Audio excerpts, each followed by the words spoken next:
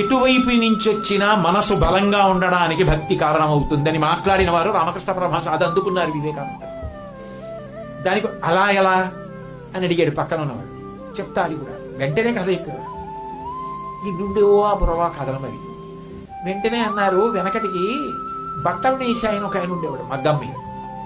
ఆయన సత్యవాది, భగవంతుడిని నమ్మాడు కదూ, అబద్ధాలు ఆడాడు. ఆయన చీరలు పంచెలు పట్టుకెళ్ళి సంతలో కూర్చునేవాడు. అయ్యా ఇది ఎంత అని అడిగితే, రామచంద్రమూర్తి అనుగ్రహం చేత ఈ పంచెలో 100 రూపాయలకి సంబంధించినటువంటి ప్రతి వాడాను. ఇది నెయ్యడానికి నాకు ఒక 10 రూపాయలు, నాకు లాభం ఒక 10 రూపాయలు కావాలి. తెరసి ఈ పంచె 120 రూపాయలు.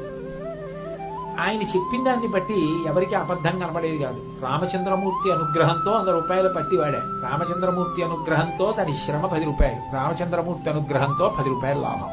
వెరసి రామచంద్రమూర్తి అనుగ్రహం